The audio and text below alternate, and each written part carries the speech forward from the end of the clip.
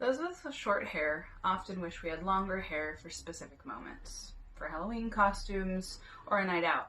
Hair extensions are expensive and time-consuming.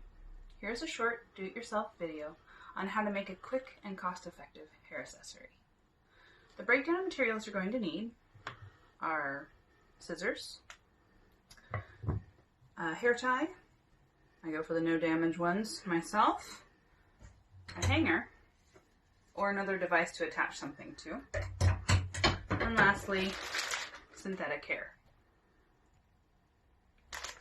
Now the first thing you'll want to do is take the hair out of the package. You should be left with something like this. The first thing you'll want to do is to take it completely out of the package. There's a rubber band up here on the top. You just undo it.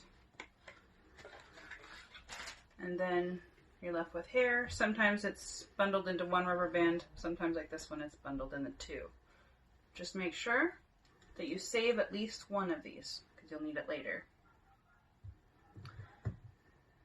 In this instance, I have two of them. The other thing you'll want to do is to make sure to trim the rubber band off the top. Don't try taking it off with your hands. You'll be left with hair to start. The next step is you will want to trim the ends of the hair. The reason you do this is so that when you're manipulating the hair, it doesn't get as tangled. You're cutting off all the kind of uneven ends. So it just doesn't need to be perfect. You just want to kind of get off the basically split ends. Go.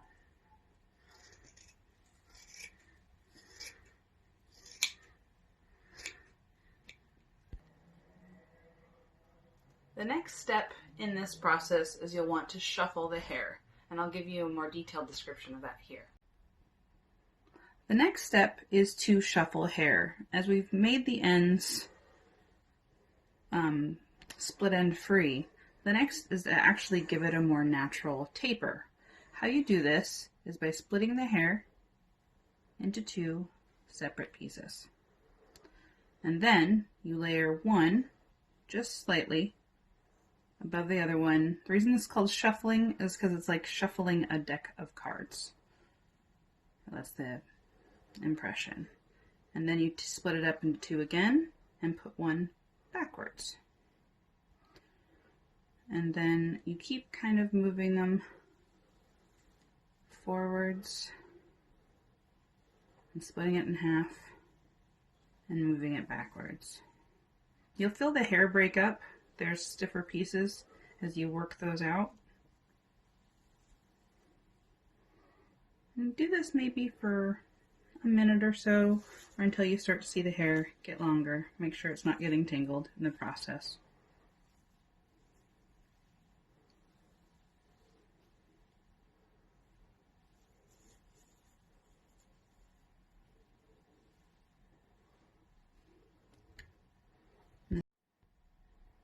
The next step is you want to take this hair tie and to attach it to the top of the hanger. Before you do that, we're going to want to attach the hair, but I wanted you to be able to see how to attach it to the hanger. So that'll give you a better grip when making your braid. But first, you will want to put your recently shuffled hair onto the hair tie.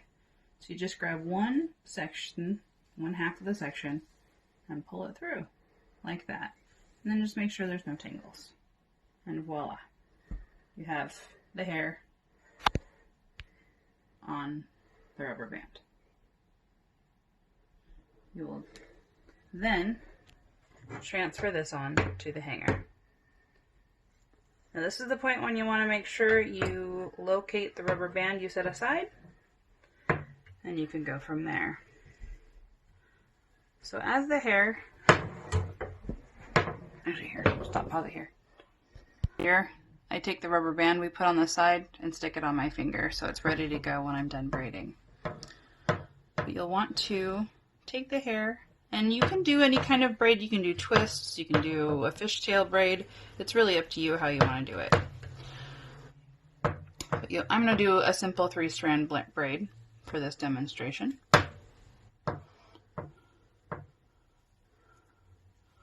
So I'm just splitting it into 3 parts, and then you braid.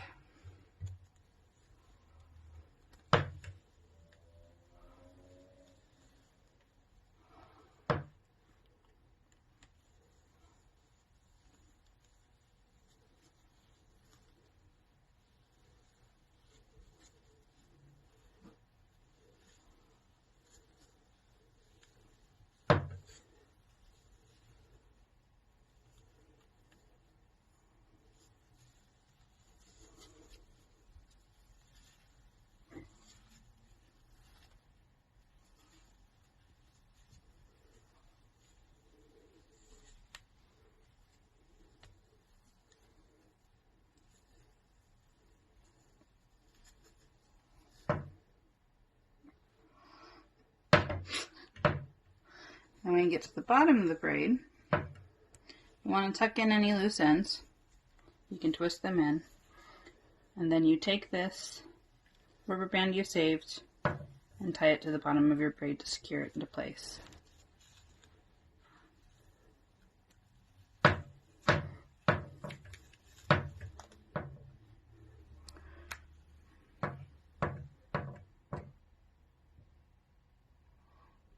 And then the final step, in the end, is sometimes you end up with a little snarl there at the bottom. That's pretty normal, don't worry about it.